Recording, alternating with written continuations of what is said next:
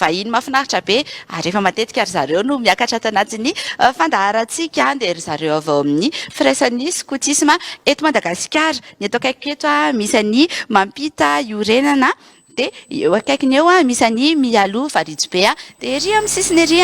misy any Serovo Mavitrika. I Mampita Iorenana avy ao amin'ny Antily eto Madagasikara, i Mialo Varijobe kosa avy ao amin'ny Antily dia i Serovo Mavitrika avy ao amin'ny Kadiny Madagasikara. Karakory nareo tela dia tonga sao tanatin'ny fandarantsika.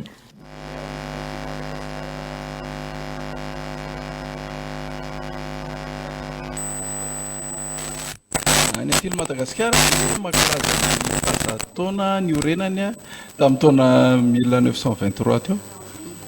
Zany hoe ao anatin'ny famaranana fankalazana zany zay amin'izao ny Antily Madagasikara dia manabe ireo zatovolahy malagasy manomboka amin'ny 9 taona ka hatramin'ny 5 taona. Ao anatin'ny izay famaranana ny fahazatoana izay ny Antily Madagasikara amin'izao maro ny hetsika ho karakaraina amin'ity famaranana ity.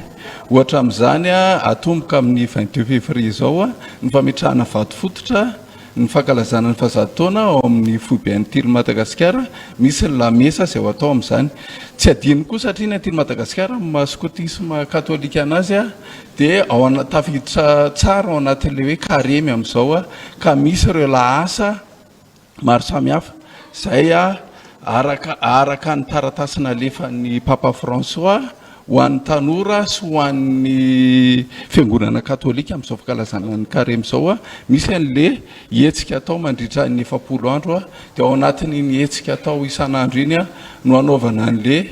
lahasa skoto mifandraika amin'le hetsika. Ho an'ny Antily Madagasikara koa dia misy ny 23 mars izay ivo ny fankalazana izay hoe ankalaza faraka amin'ny 100 taona ny Antily Madagasikara amin'io misy ny lamesa sy rindrakira ara-pilazantsara isaoran'Andriamanitra tamin'ny fankalazana ny fahazado taona.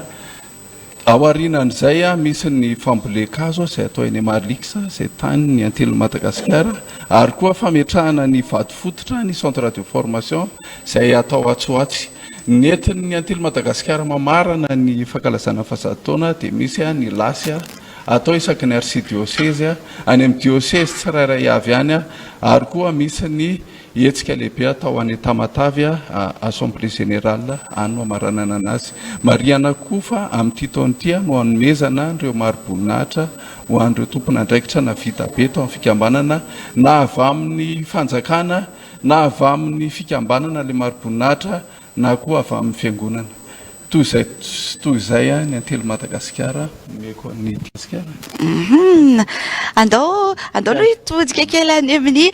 Serovo Mavitrika isika. Izy moa zany dia commissaire national chargé des ressources adultes et marketing associative avy ao amin'ny Kadiny Madagasikara. Andao resahana indray zany hoe Kadiny Madagasikara izany.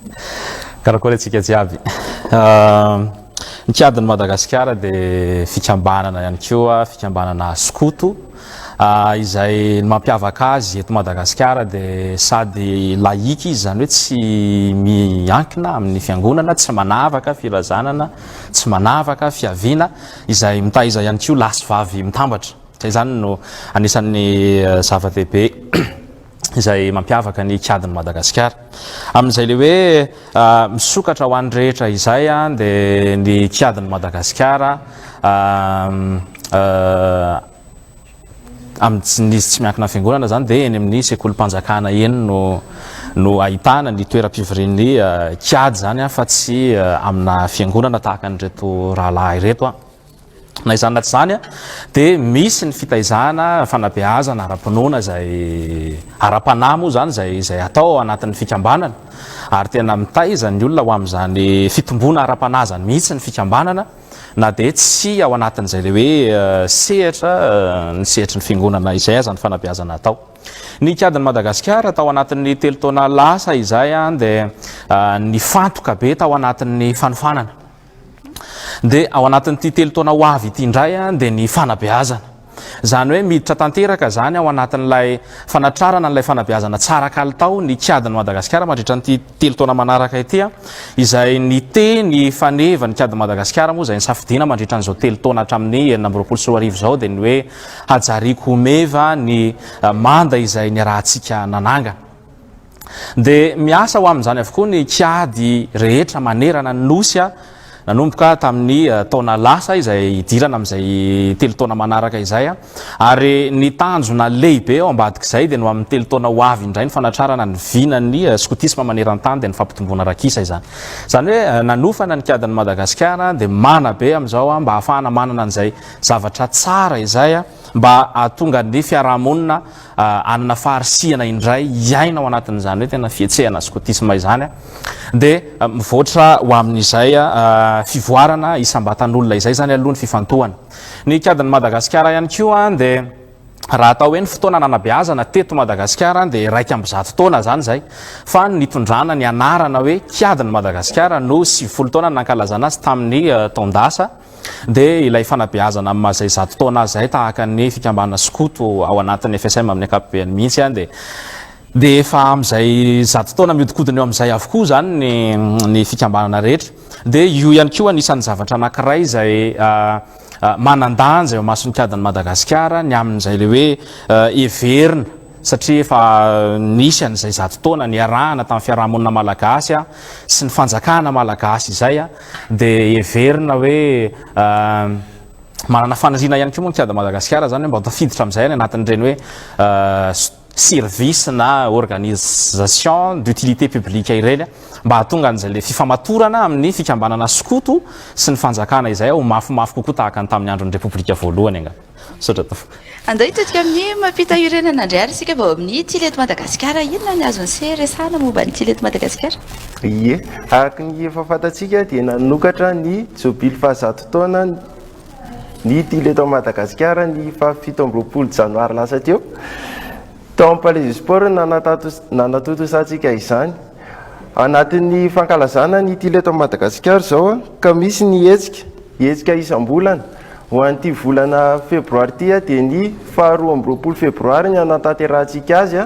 ho an'ny volana marsa ny 19 marsa isy ny colloque scientifique atao any Frantsa ary any amin'ny volana aogositra indray tsika dia hanao ny lasy lehibe lasy jobily izy io ataotsika any amin'ny Akazobe. Mikasika ny 12 febroary ny programme tsika rapitso araka ny efa fantatry ny skotisma rehetra skoty rehetra maneran-tany tokony efa mahafantatra fa andro ny mpanorona rapitso izany hoe andro nyilay mpanorona ny skotisma. Etsika eto Madagasikara ankalazana izany dia misy ny hetsika iraisantsika eny amin'ny ANSP Flo manomboka amin'ny 7 ora maraina. Azo sy atao dian'izao ny manamboatra ny programme C zany amin'izay hetsika izay. Misy zavatra maromaro ho tanterahantsika eny ny asa firotsahana, ny saportra, fananganan-tsaina lehibe, ny zay zany aloha ny tena mibana ho an'ny rapitso ilay asa firotsahana sy izay fiarahantsika amin'ny sareba milalao manangan-tsaina anamariantsika ny 12 febroary zay. Izay mihitsy ilay noresahako teo hoe amin'ity tapany faharoa ny resadresakitsika ity tsy teny tsirairay intsony amin'ny anarany antily amin'ny anarany kiadiny Madagasikara amin'ny anarany tily satria rapitso dia andro ny mpanorona zany hoe tsy fitsingerenany taona naterahany badany voela moa zany dia izay no ankalazana satria izay moa zany fototra iorenana izay hoe skotisma izay andao resadresantsika kely ny mombamomba n'izay hoe aiza ny fotoana inona ny tokony atao dia fanontaniana misy mananiana atao anatin'ny page Facebook ny Karakory TV manana tenue anankiroa ve hono zany ianareo satria efa nanaovana androany ity tenue ity dia rapitsitsika mbola anona tenue ihany dia ohatrany ahoana ya mavonona mandrakariva dia ananana betsaka moa ny fanamina indray zany raha ny tokony hoe izy amin'ny ankapobeny dia izay le izy fa rehefa miresaka n'ity le hoe 12 febroary ity tsika dia marina zay aloha raha zay no ankalazaintsika rehefa 12 febroary isa-taona dia ny ilay andro ny mpanorona ny fietsehana zany ilay fietsehana skoto maneran-tany mihitsy raha tsy ahivontsika kely fotsiny dia tamin'ny taona 1790 no fivoriam-be voalohany izay natrehana firenena anankitelo nanana fikambana skoto dia tao zany no nanaovana ny tolo-kevitra hoe andao mba hankalazainy ty anniversaire-ny Baden Powell ity rehefa 12 febroary fa efatra taona tao arinana enina taona azafady ny 19 sy 700 no lany ny birao maneran-tany ny scotisme zany ny fametrahana azy io ho isan-taona dia nanomboka 90 taona zay 520 sy 700 dia nisy foana ny loha-hevitra izay entina hankalazana ny 12 febroary ho an'ny scotisme zazalahy dia ny amin'ity taona ity zany zao dia hoe skoto ho an'ny tontolo tsara kokoa izay loha-hevitra efa nivoizina maneran-tany ihany izy io tamin'ny taona 20 sy 20 azafady dia miverina izy zany am'izao amin'ity taona ity indray dia ny 12 febroary dia fotoana fankalazana foana izy io na ho an'ny scotisme zazalahy na ho an'ny scotisme zazavavy dia ny scotisme zazavavy moa zany ny anazy nivon'ny fankalazana dia amin'ny sabotsy ho avy zao inona fa mbola iresaka an'izany ihany koa izy ireo ao amin'ny alemao apitatsy amintsika ihany dia zay ny fampahafantarana mise en contexte ny 12 febroary ho an'izay hoe resaka fanabeazana zay ny entina anabeazana ny tanora sy ny ankizy ny firaisan'ny scotisme sy ny maneran-tany dia manana an'le hoe teti-pibeazana io teti-pibeazana io dia tetika entina manabe ny zatovo ny tanora ny ankizy somary ho azavay kely amin'ny atsipirian'le izy misy le atao hoe fototra anankitelo zany hoe ireo beazan'ireo zany rehefa miditra ao anatin'ny fikambanana dia mandray andro atao hoe fototra anankitelo ina ny adidy amin'ny tena adidy amin'ny hafa adidy amin'ny andriamanitra ary beazana ao anatin'le sehatra anankenina saina foa vatana tena toetra fifandraisana zany hoe beazana ny resaka toetra beazana ny resaka saina beazana ny resaka foa beazana fifandraisana ka entina mamaritra an'le hoe tena lalao skoto le izy dia misy le atao hoe singavalo ho an'ny maneran-tany dia mampiasa an'io daholo zany mba anafoezako n'le atao hoe singavalo entina mamaritra fa hoe tena lalao skoto le zavatra atao dia tokony lalao mahaliana mahasarika mahatamana ary misy defi na hoe hoaty zany hoe ny lalao rehetrarehetra ataon'ny skoto zany dia tokony isy progression personnelle ho anazy ka tafiditra ao anatin'izany io fankalazana ny 12 février io misy etsika maro samihafa zay aseho ho an'ny skoto anehoany fa tena fanabeazana feno ny fanabeazana scotisme dia manetana atsika rehetrarehetra ho tonga ao amin'ny ANSP flo mbola nazava kely an'izay ngamba soratoko andao resana tsara leo amin'ny ANSP flo amin'ny firy zany zay ny tonga any dia raha ohatra ve ho misy skoto any atokantrano any nefa mba te handeha hoany dia mba asaina ihany ve izy sa hoe na tsika samitsika ihany ie ny etsika ho an'ny rapitso dia misokatra ho an'ny rehetra tsy ny skoto rery kory nefa no voasa fa itsika rehetra mihitsy zay liana sy te halala bebe kokoa mikasika an'izay fikambanana scotisme izay manomboka mivalo izy dia afaka tonga eny amin'ny ANSP flo efa misy fandaminana ho ara-anse ao misy olona mandray anse ao afahantsika mahafantatra tsara mikasika ny lalao sy izay zavatra tokony ho ataontsika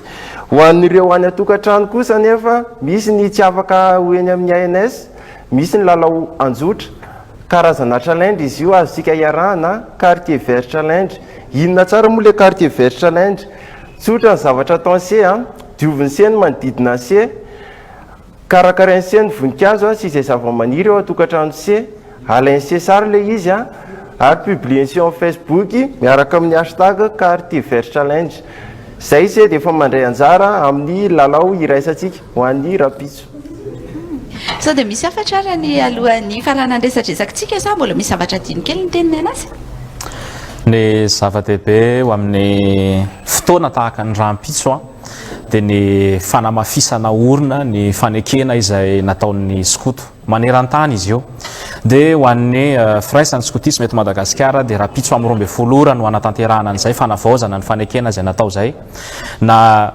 beazana ise na mpiandraikitra ise na flo ise dia asaina hanavao izany satria fotoana manan-danja ho atsika io andro anankiray io ao anatin'ny taona dia samy mahery amin'ny fampona sy ny fanabeazana dia andao iskoto hatrany feno dia feno izay fanehoan-kevitra izay feno dia feno ihany koa ny fanazavana dia efa any amin'ny ANS-Ampefiloha zany a ny fotoanantsika raha ohatra Antananarivo sy ny manodidina no misy anao a raha ohatra kosa ny amin'ny faritra dia jerijery hoe aiza ny misy an'izay fankalazana izay fa mino fa isaky n'ireo faritra 4 moa izy zany amin'izao fotoana izao a efa lasa 5 izy a dia ho fantatritsika hoe aiza ny toerana anaovana an'izay fankalazana ny andro ny mpanorina izay ho an'ny se zany a homany ny tenue a avoadiny zao ny fekibo fa iny le tena enjana mitady anazy rehefa maraina pasohy tsara dia tonga dia rapiditsika any amin'izay toerana rehetra dia mampiseho hoe ohatrany ahoana zany skoto izany anaraka ny tihira anankiray ity ary izay mifandraika amin'ny resadresaka tsika dia orianan'izay dia anaraka vehivavy malagasy isika